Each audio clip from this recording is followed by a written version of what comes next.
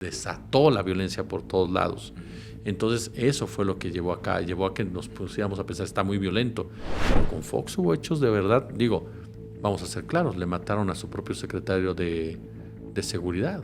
En realidad Vicente Fox fue el gran preámbulo y la gran construcción de lo que después reventó con Felipe Calderón de la mano de las agencias norteamericanas, para seducir a los jóvenes, para convencer a los jóvenes que ahí tenían algún tipo de futuro. Es un reclutamiento como tal, con un tono suave, engañándote de la vida que vas a llevar y que tiene su respaldo, sí, en las narconovelas, en las narcoseries, en las canciones, en donde te cuentan historias épicas, ¿no? No te cuentan la violencia que hay para entrenarte, reclutarte, dando vuelta a esta épica historia, ¿no?, del narco poderoso, del capo todopoderoso, y que todas las puede en un momento dado. Esas narconóminas nos llevan más al cuestionamiento y a la evidencia de que los capos son locales, los cárteles son los internacionales. Hoy por hoy, ¿dónde están? Personas preparadas para matar, personas preparadas, entrenadas para ciertas circunstancias. Están trabajando agentes de seguridad, están trabajando en una tienda, pusieron un negocio, se dedicaron a sembrar manzanas, están trabajando con el narcotráfico. Hoy por hoy no sabemos dónde están. ¿Qué es lo que necesita México para que esto termine de una vez por todas? ¿Terminará en algún momento? ¿Hay algún paralelismo en alguna parte del mundo en donde haya sido profundamente delictivo y se haya terminado? ¿Cómo es que queda México en esta situación? Maestro Jesús Escobar Tovar, ahora sí estamos por entrar en un conflicto mundial. Bueno, ya estamos desde hace rato. Finalmente la Secretaría de Seguridad estaba encabezada por una civil, Rosa Isela. Hoy está encabezada por un policía. Y no lo digo de manera peyorativa, lo digo de manera descriptiva. Omar García Harfuch piensa como policía, es normal, es su formación.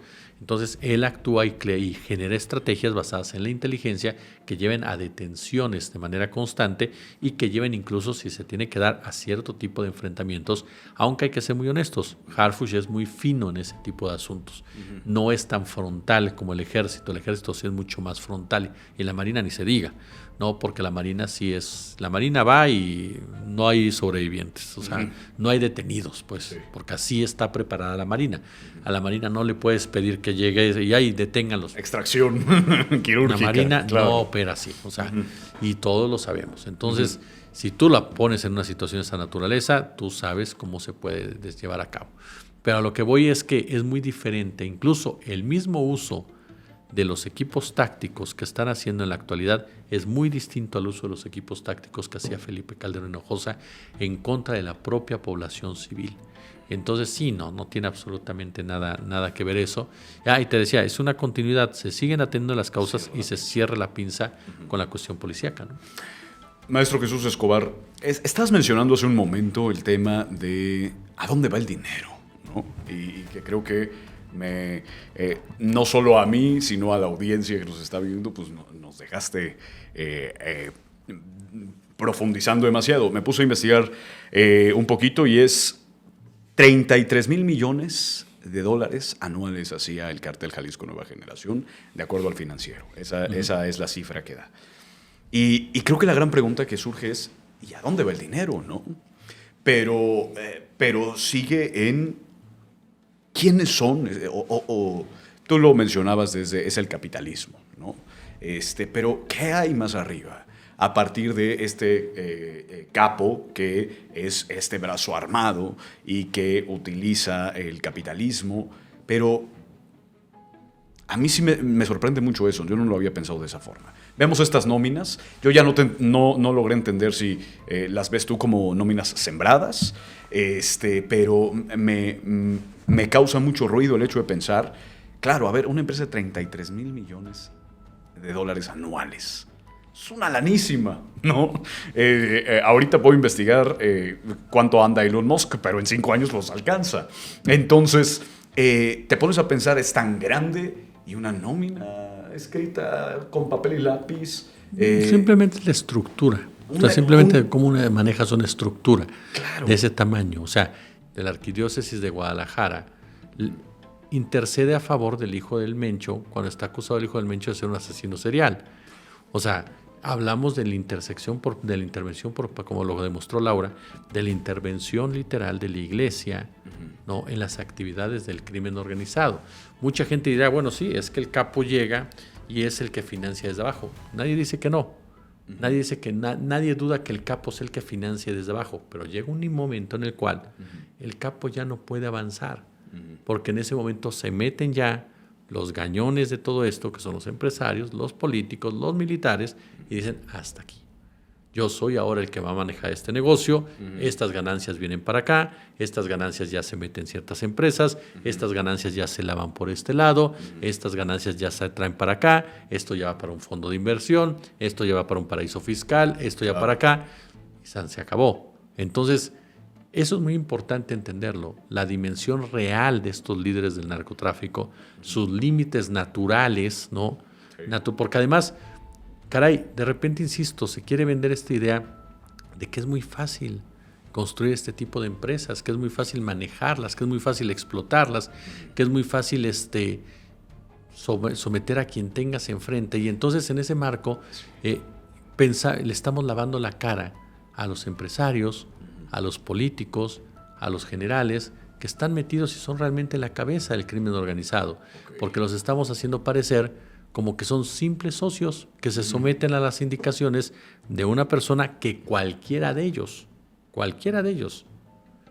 está por encima, por su mismo poder económico, influencia social y poder armamental. Maestro, fíjate que a mí me hace pensar mucho el tema de las nóminas, porque recuerdo haber visto un video, yo lo verifiqué y la IA decía que el video no era IA.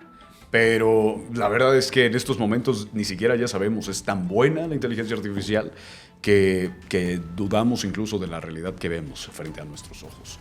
Y decía, miren cómo estoy, era un joven y decía, no están las mujeres, no está el dinero, no está el éxito, me están pagando una chingada y me está cargando la que me trajo, ¿no? Y entonces, a mí, yo hilo esta nómina de 8,000 pesos a halcones, de incluso menos que un salario mínimo, y me hace pensar qué tanto es esta marcocultura, estas telenovelas que han metido a través del marketing de no, es que si te metes, siempre se dice, no, es que se fue por o no hay que irse por el camino fácil. ¿No? El camino fácil es ese, es ir, involucrarte y ultimar la vida de alguien y que te den una lanísima. Pero es que resulta, y ahí me gustaría saber tu punto, resulta que entonces ya no es una lanísima. O resulta que ahora Jóvenes Construyendo el Futuro da incluso un poco más de dinero. Recuerdo 9,000 y algo. Que este tipo de situaciones, ¿no? Entonces, no sé, a mí me dejan muchas preguntas. La verdad es que he tenido muchísimas a lo largo de estos días porque me hace pensar, entonces, esa sí es la realidad y lo demás fue marketing y en realidad nunca se ganó bien. Todas estas campañas, como bien los definiste de marketing, para seducir a los jóvenes, para convencer a los jóvenes que ahí tenían algún tipo de futuro. Es un reclutamiento como tal, muy suave, ahora sí que con un tono suave, engañándote de la vida que vas a llevar. Claro. Y que tiene su respaldo, sí, en las narconovelas, en las narcoseries, en las canciones, en donde te cuentan historias épicas, ¿no? Historias donde hay mucho dinero, donde viven de una manera lujosísima, pero no te dicen nada de la brutalidad, de la violencia, de la drogadicción, no te dicen nada de las cantidades jóvenes que son mucho más numerosas que los que llegan a hacer algo en esta industria, que acaban no es una granja, en un centro de adicciones, completamente ya adictos a la piedra, a cualquier otra droga, y que estuvieron consumiéndolas porque de otra manera no podían salir a matar. Así de sencillo, porque necesitaban drogarse para hacerlo. De eso no te lo cuentan, no te cuentan la violencia que hay para entrenarte, reclutarte, no te cuentan, por supuesto. Mira, el ejemplo palpable, tan solo para ver cómo es el Cártel Jalisco, es de estos 5 chicos de Lagos de Moreno, amigos desde jóvenes, niños, y que son levantados, jóvenes, y después nos estábamos en un video que a uno de ellos, drogado, porque se le ve que está drogado, le llevan a matar al resto de sus amigos. O sea, ese tipo de situaciones a lo mejor las tenemos muy normalizadas, ¿no? Y creemos que tenemos la violencia muy normalizada, pero eso es brutal. Eso es algo brutal completamente. Quitarle la vida a alguien es de verdad una situación que te transforma completamente. Entonces, no hay nada de épico, no hay nada de maravilloso, no hay nada de esplendoroso en esa vida, absolutamente nada. Porque como toda empresa capitalista, no llegan ni siquiera a los más aptos al poder, llegan hasta los recomendados en un momento dado, llegan hasta los ex policías o policías en activos o militares, municipal. Siempre.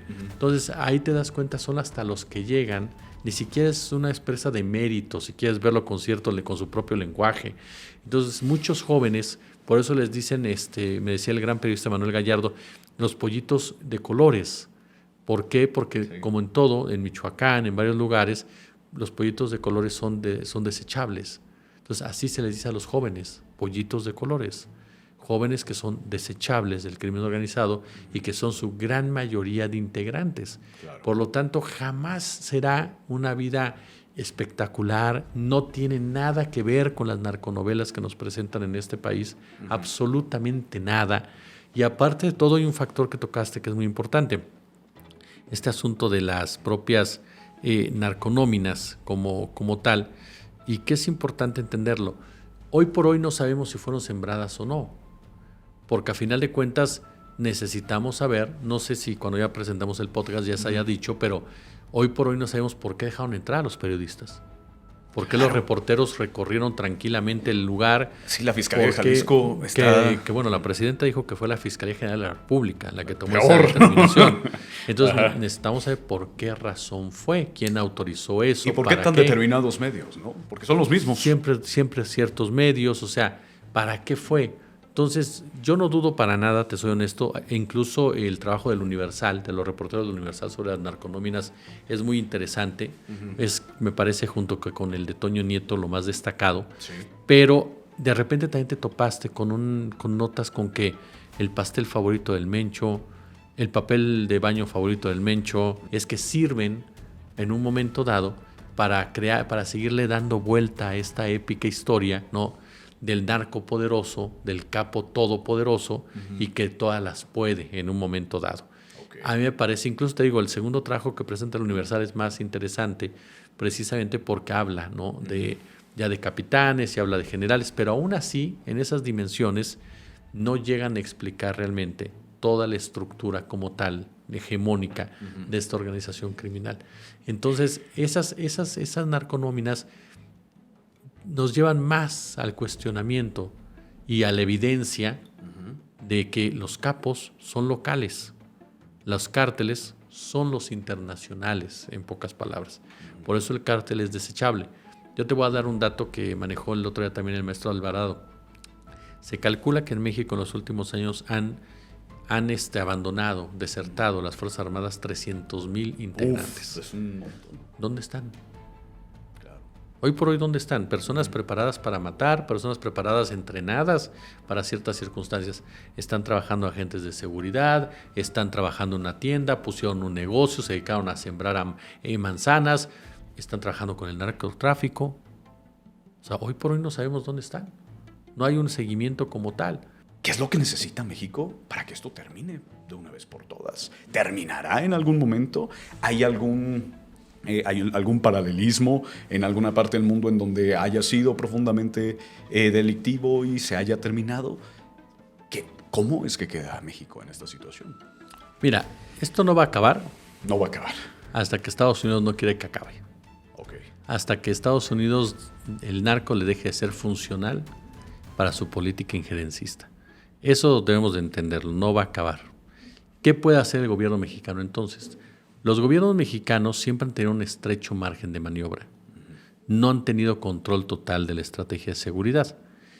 Lo vimos desde el propio Carlos Salinas de Gortari, ¿no? Cada uno de ellos en su margen lleva a cabo acciones que van definiendo su propio gobierno.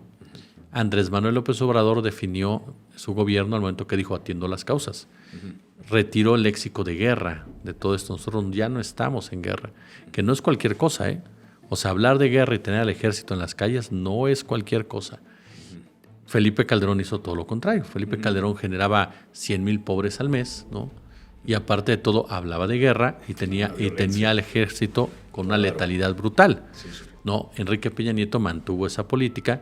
Vicente Fox se hizo como lo que acostumbra Fox a hacerse en su estrategia, no permitir que se fuera corrompiendo cada una de las instituciones. Pero entiendo, perdóname que te Sí. interrumpa. Eddie Small lo comentaba aquí en un análisis que hacía. Creo que él es el único, si mal no recuerdo, que sí tuvo una baja considerable. Hay mucho que cuestionar ahí. En el Ok, caso ok. de Vicente Fox, Fox. sí, sobre todo los datos. Ajá. Sobre Ok. todo los datos. No había porque institutos autónomos en ese momento. de También hay que entrada, decirlo. mira, a mí me tocó, digo, no estoy debatiendo con el gran No, Eddie, no, ni no. mucho menos, pero a mí me tocó ver muchas veces en el caso de Vicente Fox, datos que no se daban a conocer, Ok. hechos que no se calificaban como tales, delitos que eran desviados en números o simplemente no reportados. Entonces, muchos de los datos y números que se generaron durante Fox y Calderón sí tienen que ser muy cuestionados, Ok. precisamente por el origen de los mismos y de cómo se fueron sondeando a través de las distintas metodologías favorables a estos gobiernos como tal, cuando en la realidad era muy distinta. Te pongo el caso, y es que hay siempre un paralelismo muy particular en algo. La violencia que se ve con Calderón, ¿no? O que mucha gente toma Calderón como referencia, Sí. es una violencia que ya se venía gestando con la propia acción de parte de las autoridades de los Estados Unidos, a tal grado que la cabeza de la Policía Federal con Fox, pues fue el secretario de Seguridad de Felipe Calderón. O sea, fue Genaro García Luna. Claro. ¿Qué hizo Genaro García Luna? ¿Por qué los datos en esa época no nos dan, de repente decimos, y con justa razón, si tú te basas en los datos, sí, vas a decir, oye, están a la baja, claro. ¿Qué hizo Genaro García Luna? Él era el crimen organizado. Él controlaba el secuestro. Él controlaba el narcotráfico. Por supuesto que los datos iban a estar a la baja, aquí no pasa nada. Entonces, en realidad te topas con que mucha de esa información que está ahí está viciada de origen porque los mismos que estaban generando esos delitos los escondían. Te pongo el ejemplo en el caso del secuestro. El secuestro, en muchas ocasiones en los medios de comunicación, que no se cuestionaban, Sí. te ponían a los mismos cuates atrás de la pantallita y te decían, esta es la banda del maguey.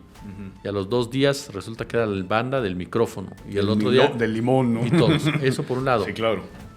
Y 2, Los soles. había bandas de secuestradores Sí. que eran realmente responsabilizadas de delitos que cometía la misma policía. La misma policía cometía los secuestros Sí. y le decían, es la banda de Alejandro. Y la banda de Alejandro de repente ya había cometido 300 secuestros cuando decías, güey, yo no he hecho tanto. Sí. Te pongo un caso emblemático, Daniel Arizmendi. Daniel Arizmendi le aventaron 200 secuestros cuando en realidad cometió alrededor de 22 o 25. ¿Quién cometió el resto de los secuestros? Claro. La misma policía que cuidó a Arizmendi y protegió a Arizmendi mientras a Arizmendi les fue útil. Claro. Entonces, esa misma policía, pues te digo, esos datos hay que tener mucho cuidado porque Sí, sí. esa policía era la que controlaba precisamente esa información y era la que estaba generando esa propia violencia y era la que controlaba el narcotráfico como tal. Entonces, por supuesto que ellos decían hay menos muertos. Lo que pasa es que de repente con Calderón hubo una cobertura más amplia de repente, a pesar de la censura de Calderón por todos lados, se desató la violencia por todos lados. Entonces eso fue lo que llevó a que nos pusiéramos a pensar, está muy violento. Pero con Fox hubo hechos de verdad, digo, vamos a ser claros, le mataron a su propio secretario de seguridad, ¿no? Por una diferencia con el grupo de Genaro García Luna. Entonces, pensemos de que se lo mataron porque se le cayó por cualquier cosa. 2, ¿con quién fue que se escapó el Chapo Guzmán? Con Vicente Fox Quesada. ¿En qué momento empezó? Enrique Peña, ¿no? Sí, pero el primero Sí, claro, es sí. con Fox, que es cuando empiezan a empoderar al cártel de Sinaloa. Y el cártel de Sinaloa empieza a crecer y convertirse en lo que era hasta hace poco. Lo comenzaron a hacer con Vicente Fox. Entonces, en realidad Vicente Fox fue el gran preámbulo y la gran construcción de lo que después reventó con Felipe Calderón de la mano de las agencias norteamericanas. Por eso te digo que estamos ante un escenario en donde los presidentes mexicanos durante muchos años, hasta Andrés Manuel, siguieron órdenes estrictas de Estados Unidos para manejar el crimen organizado como Estados Unidos le convenía que se manejara. Salinas repartió el país porque en ese momento lo ideal era que hubiera varios cárteles, punto, que no hubiera monopolio, ¿no? Zedillo ayudó precisamente a empoderar a uno de ellos, que fue Amado Carrillo, porque así era la orden. Hay que poner un capo y hay que manejarlos a todos y manéjalo por acá y demás. Con Calderón dijeron, con Fox dijeron ya no, ya vamos a empezar a construir un solo cártel. ¿Por qué? Porque vamos a negociar con uno y no con 17. No, más que negociar, porque no negocian, le ordenan. Okay, a lo que voy es esto. Fox, por ejemplo, ¿cuál es el gran tema con Fox? Con Fox se atomiza el poder presidencial. Entonces, al atomizar el poder presidencial, gobernadores comienzan a tomar control de actividades criminales. Cuando llega Calderón, que eso también fue fundamental en el incremento de la violencia, cuando llega Calderón, lo que sucede es algo muy simple. La orden de la DEA es pon orden. Entonces, mucha de la violencia que vimos fue el gobierno federal contra gobiernos estatales. O sea, grupo del cártel de Sinaloa, representando al gobierno federal y a las agencias gringas, con otros cárteles que tenían su contacto con las policías locales, o policías locales defendiendo su territorio, como el caso de la línea en Ciudad Juárez, Chihuahua. Eso fue lo que vimos, además de una criminalización brutal de la pobreza, por esa atomización que se da del poder presidencial en el año 2000. Entonces, cada presidente neoliberal aceptó todos los ordenamientos de Estados Unidos con las contradicciones que esto provocaron y que llevaron a una mayor violencia y, por ende, a una mayor militarización del país. ¿Qué pasa con López Obrador? López Obrador dice, a ver, no puedo meterlos a los cuarteles porque no puedo, no me dan chance. Bueno, pues entonces yo acabé la guerra. Aquí yo no estoy en guerra. Los generales no se tienen que comportar en guerra. Yo atiendo las causas. Yo le bajo a la letalidad de todo esto. Por supuesto que para ciertos intereses no está combatiendo nada. No se está combatiendo, pero no está combatiendo en serio. Saco a la DEA de este país, saco a la CIA de este país, les pongo orden. Nada de culiacanazos en este país. Claro. Entonces, por supuesto que va a haber una campaña que López Obrador no sea nada, pues le estaba atentando contra todo el negocio de varios. Sheinbaum lo que hace es lo mismo. Sheinbaum dice, bueno, yo tengo este marco, yo no estoy en ninguna guerra, pero sí voy a llevar a cabo operativos que complementen una pinza. ¿Por qué? Porque así a mí también me ayuda en la relación que me están presionando acá, evitando que se meta a mi país. Claro. Entonces, la diferencia que hay entre la estrategia de seguridad de la 4T, que esto no exime que haya gente corrupta o gobernadores corruptos, me parece que sí hay una diferencia sustancial en las estrategias que se llevaron a cabo por parte de los otros presidentes. ¿Cuál es ella? Que dentro del margen de su maniobra trata de hacer las cosas en beneficio de un país y no en beneficio de los intereses internacionales, ¿no? Vamos entonces por un buen camino desde esa parte para terminar, porque arrancabas con este tema de decir, esto no va a acabar hasta que Estados Unidos no quiera. México lo que puede hacer es mejorar con la cuestión de la violencia, atacar lo que... Mira, yo tengo una frase en ese sentido que es, si México quiere tranquilizar este país, tiene que reconfigurar el poder desde abajo. O sea, tiene que cambiar el poder. Es lo que necesitas en Michoacán, es lo que necesitas en Guerrero, es lo que necesitas en Sinaloa, es lo que necesitas en Tamaulipas, es lo que necesitas en varios estados tomados literalmente, no por los narcos, sino por el crimen organizado como tal, por caciques, por empresarios, por generales, que son los que toman realmente esas decisiones y que son los entes de poder. Entonces necesitas reconfigurarlos. Necesitas ir por las operaciones financieras, necesitas ir por los presidentes municipales, por los jefes policíacos, por los gobernadores, por los senadores, por los jueces, por toda esta gama de personajes que son los que realmente protegen esas actividades. Entonces, a partir de ahí vas a poder tener un mayor control. Falta mucho para eso, pero se ha avanzado. Yo sí creo que se va en un camino adecuado porque estás desarticulando las bases de todo eso. Al golpear el nivel municipal, al golpear la inteligencia municipal, al golpear la corrupción policíaca municipal, les quita sus principales brazos operadores de primera instancia y primer acercamiento con la propia ciudadanía. Entonces, eso tiene una repercusión directa en homicidios, así como también en estrategias de seguridad, incertidumbre en materia de seguridad para la propia gente. Entonces, a mí me parece que dentro de su margen están haciendo lo que pueden y lo están haciendo de manera adecuada para seguir avanzando poco a poco. Maestro Jesús Escobar Tovar, ahora sí estamos por entrar en un conflicto mundial. Bueno, ya estamos desde hace rato. En realidad, lo que estamos viendo en este momento es parte de un problema que se ha venido gestando, que se ha venido desarrollando desde hace ya algunos años. Incluso ni siquiera lo comenzó el actual gobierno de Donald Trump. Se viene generando desde antes de la llegada del propio Donald Trump al poder.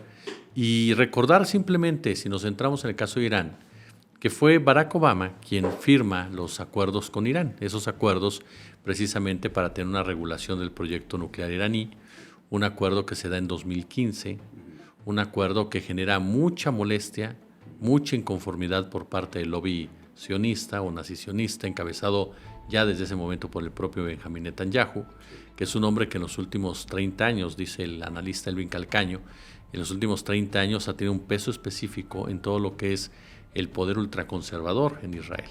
Entonces, él fue uno de los principales operadores, para empezar a cuestionar, a bombardear, a satanizar ese acuerdo, en donde se aseguraba que Barack Obama pues estaba atentando en contra de los intereses de Estados Unidos, cuando en realidad pues Barack Obama, que no iba a la isla de Epstein, pues no tenían forma ni manera de chantajearlo.